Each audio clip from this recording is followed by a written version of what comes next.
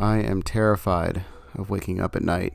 Not because I can't go back to sleep, but because I know that if I do, he'll be there, watching me. I first saw him a year ago, after going into a musky antique shop in town with my friends. The wrinkled old woman shopkeeper noticed that I was a fifth wheel, and that my two friends seemed to be picking on me insistently. She pulled me to the side and asked if there were any improvements I was looking to make in my life. Slightly weirded out, I told her, of course, and that I hadn't realized I was being so obvious. She went behind the counter and grabbed me this vial of liquid, then told me to put some on my hands. I was definitely suspicious, but she put some on hers first, so I figured why not. It had an odd scent to it, like a strong lavender or something. Ready to leave, I walked outside and was going to tell my friends about what the lady had done. Turns out they had forgotten about me altogether and left to the next location. No big surprise there. Then around the corner came Carrie, a girl from school I had had a crush on for months, and to my surprise, she actually approached me to say hi. I mean, I wasn't ugly or anything, just average, I guess, but this kind of thing was definitely not normal. Sadly, I was too nervous to get her number or anything, but it still gave me a nice little boost. Then later, once I got home, my mom, who had been sick for months with a suspicious illness that doctors hadn't been able to diagnose, said she was feeling way better. This was amazing, but I still chalked it up to coincidence. That was until I was lying in bed later and saw that I had a Facebook notification. It was from Carrie. She had Facebook stalked me, found my profile, and added me. This was getting downright suspicious. After that, her and I started texting, and things were going surprisingly well. I also found out that I had gotten one of the highest grades in the class on one of my math tests, which, I was terrible at math. So I actually seriously started considering whether this oil was actually doing all of this. I got home later that night, and after taking a shower, I sent out a good night text to Carrie. I waited a half hour or so and got no response.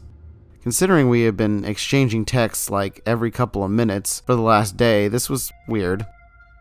Then I sniffed my hand and noticed that the scent was almost completely gone. Frustrated, I laid down and tried to sleep, but then began to hear the sounds of my mother coughing through the walls. Let's just say I didn't sleep much that night. The next day I noticed that Carrie still hadn't responded. That was it. I couldn't explain why this was happening, but I definitely had to figure out how to get more of that oil. So I showed up later at the shop that day and looked for the owner.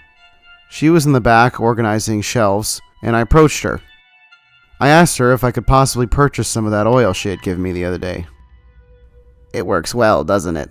she said with a grin. She then went on to tell me that it had been given to her by her deceased husband, who was an archaeologist, and she was unsure of what it was or even where it had come from. So she told me she could give me a little bit, but only to be used sparingly. "Otherwise they'll take notice," she said, with sort of a nervous grin.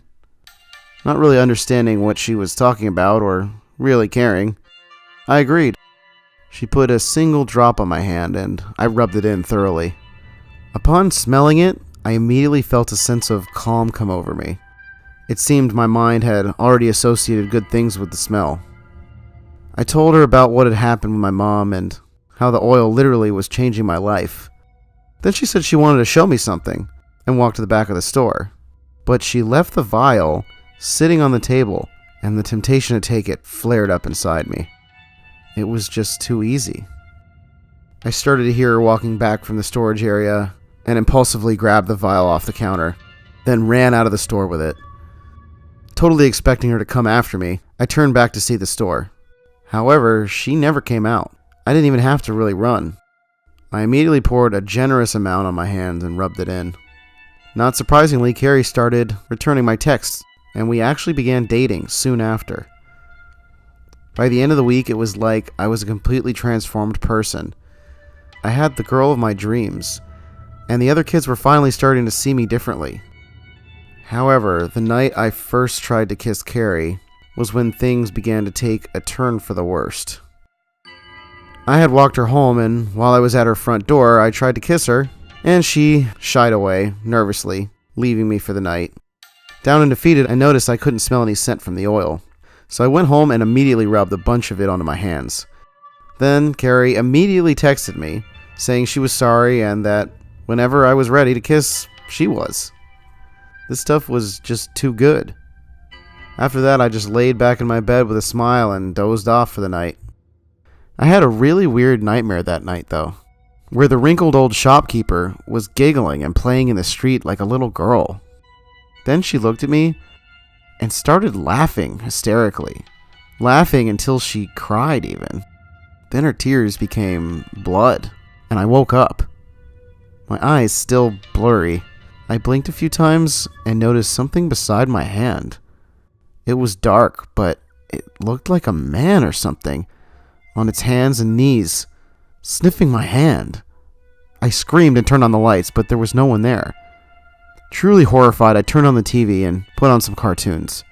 I figured I must have not been fully awake yet and somehow imagined it.